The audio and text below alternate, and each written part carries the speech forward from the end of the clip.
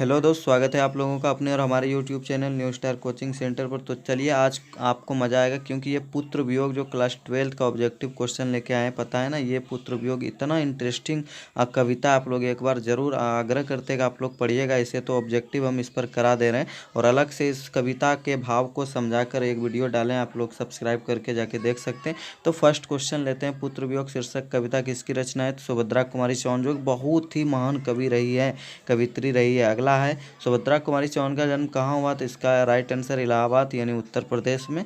अगला है सुभद्रा कुमारी चौहान को किस पार्टी का एमएलए, जी हाँ एमएलए चुना गया था? तो इसका राइट आंसर कांग्रेस पार्टी। ये मध्य प्रदेश से इलेक्शन लड़ी थी, ठीक है। बहुत इंटरेस्टिंग है, वो बहुत बड़े खानदान की ये बेटी थी। अगला है सुभद्रा कुमारी चौहान जो है वह किस वर्ग की कवित्री मानी जाती है? तो इसका राइट आंसर होगा राष्ट्रीय भावधारा की।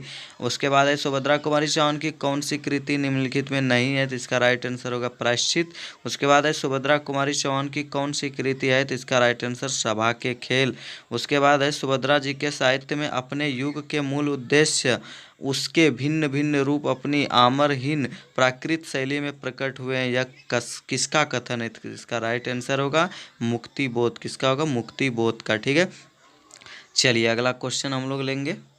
तो अगला क्वेश्चन है हम लोगों के समक्ष, वेट कीजिए, ये रहा अगला क्वेश्चन। तो आप लोगों का है सुभद्रा कुमारी चौहान के अनुसार माँ के लिए अपने मन को समझाना कब कठिन हो जाता है? कि जब पुत्र की मृत्यु होने पर, यानी कि जब पुत्र की अकाल मृत्यु हो तो बहुत यानी कि दुख भोगना पड़ता है हमारी माताओं को।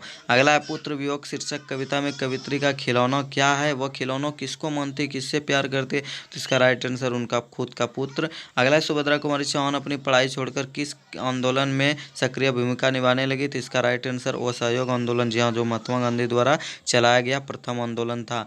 उसके बाद है पुत्र वियोग कविता में कवित्री ने अपने सामायिक मृत पुत्र के लिए किस शब्द का प्रयोग नहीं किया है?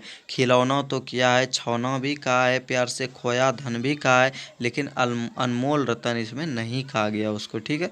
चलिए अगला है सुभद्रा कुमारी चौहान का जीवन सोना सोना क्यों हो रहा है? तो इसका राइट आंसर होगा पुत्र के वो समय निधन के कारण, उसका पुत्र मर जाता है वह समय, यानी बहुत कम समय रहते। अगला है सुभद्रा कुमारी चौहान स्वयं को असहाय क्यों कहती है? उसका राइट आंसर होगा पुत्र वियोग के कारण, ठीक है। एक पुत्र गुजरने का यदि सबसे ज़्यादा दुख है तो वह है हमारी माताओं को, ठीक है।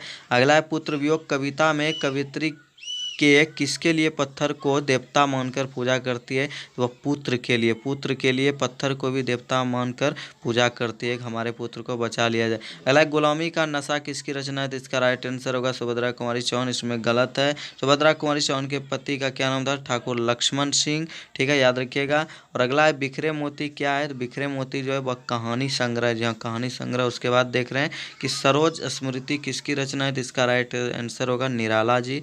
उसके बाद क्राफ्टवेट गर्ल स्कूल में सुभद्रा कुमारी चौहान की प्रिय मित्र कौन थी? तो इसका राइट महादेवी वर्मा। लीजिए दो कवित्री, महादेवी वर्मा जो बिहार की थी और ये सुभद्रा कुमारी चौहान, सोचिए दोनों सेम स्कूल में पढ़ी है।